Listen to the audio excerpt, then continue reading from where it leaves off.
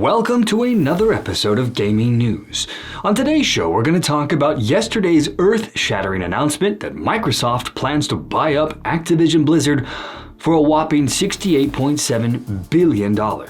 This move not only significantly changes the future for a lot of major game franchises, but also signals a potential end to the sexual harassment drama that has hounded this company for the past couple of years.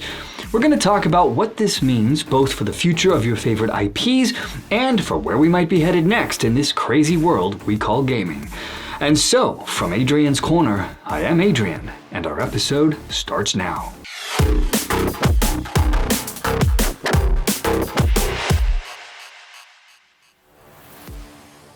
So, while Microsoft's $68.7 billion acquisition move for obtaining Activision Blizzard doesn't necessarily give the maker of the Xbox and home of the Halo franchise everything significant in console gaming, it sure feels like it. For example, while Sony still has its bastion of PlayStation exclusives, and Electronic Arts, Take-Two, and Ubisoft still continue to produce content that is available across all platforms, Microsoft, however, since 2014, has been on an ever-increasing buying spree, snapping up gaming franchises in its bid to seriously carve what it hopes to be the dominant share of the gaming market, both on the console and on the PC.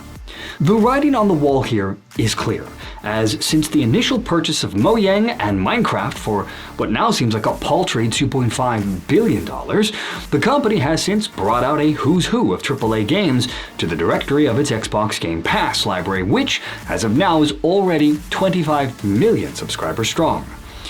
In what seems like a lifetime ago, when the company was accused of having a wavering interest in gaming during the launch of its Xbox One console, which, believe it or not, now is 2013, Microsoft, under the direction of the head of Xbox, Phil Spencer, where he famously said, "I see the conversation focusing more on the games. What new IP we are investing in? What's going on in Japan? What are we doing with Halo? It's my job to make sure the best content shows up." And boy, has he delivered on this goal. Tuesday's $68.7 billion deal will bring Microsoft's number of internal game development studios to 30. And with this latest acquisition comes a number of billion-dollar cornerstones like the annual Call of Duty series and the landmark MMO World of Warcraft. And then you have Blizzard Entertainment's Diablo and Overwatch franchises, both due for new releases sometime in 2023. Could we possibly be seeing the first games published by Microsoft once the deal closes? Possible. Not to mention King, the mobile game maker behind massively popular franchises such as Candy Crush. Now, aside from this move also holds fresh news on the embattled CEO of Activision Blizzard, Bobby Kotick, who, according to early reports, is planning to step down once the acquisition effort by Microsoft is completed. The beleaguered CEO has been under mounting pressure to resign over the company's workplace misconduct scandal, which boiled over into a very public meltdown of many of those in leadership positions within the company who eventually resigned, as we covered in a previous video on this channel. Calls for his resignation only amplified when a report surfaced that he had been aware of complaints for years and had engaged in abusive behavior himself, although none of this has yet been confirmed. In any case, neither Microsoft nor Activision Blizzard have commented on his post-acquisition status within the company. But according to the Wall Street Journal, he is expected to step down once the deal is closed. In the acquisition announcement, Microsoft said Kotick will continue to serve as CEO of Activision Blizzard, but added that once the takeover is complete, the Activision Blizzard business will report to Phil Spencer, CEO of Microsoft Gaming. As you can see, no mention was made of what role Bobby Kotick will play at that point.